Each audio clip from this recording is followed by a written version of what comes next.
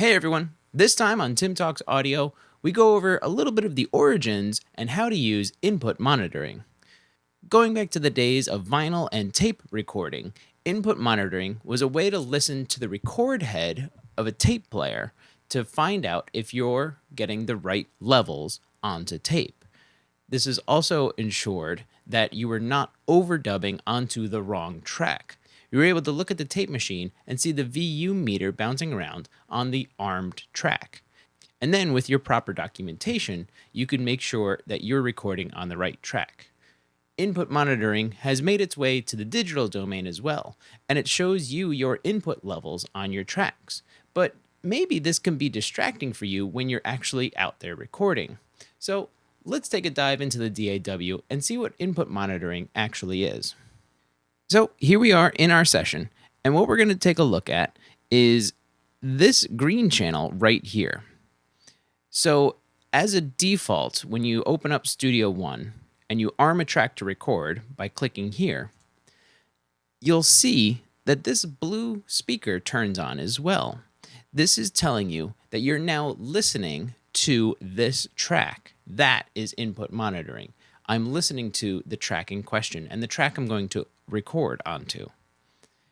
If I want, I can click here, and now I'm only going to record when I'm recording, and that's when I'll hear back what I'm recording as well.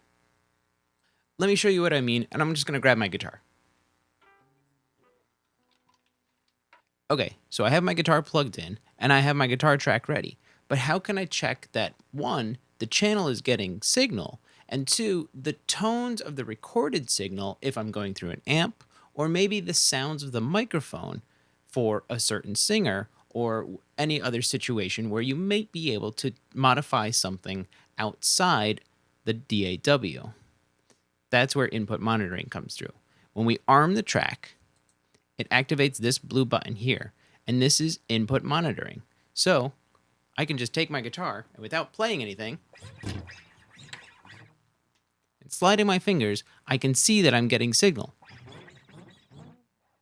If I just strum something real quick, there we go. I've confirmed I'm getting signal from my guitar. The track is able to see it.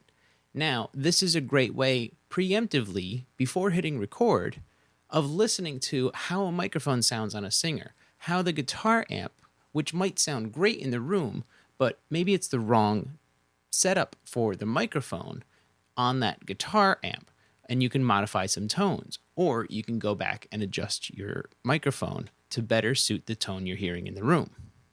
If you want, you could easily turn this off by just clicking on the speaker. You can change how Studio One acts when you hit record. If you go here to Options in the wrench menu, right here under Audio is Monitoring Follows Record.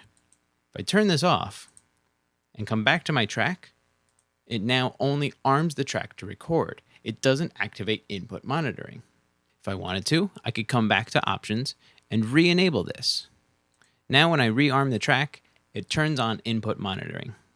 Back in the menu options here, there's another thing. Monitoring mutes playback, tape style.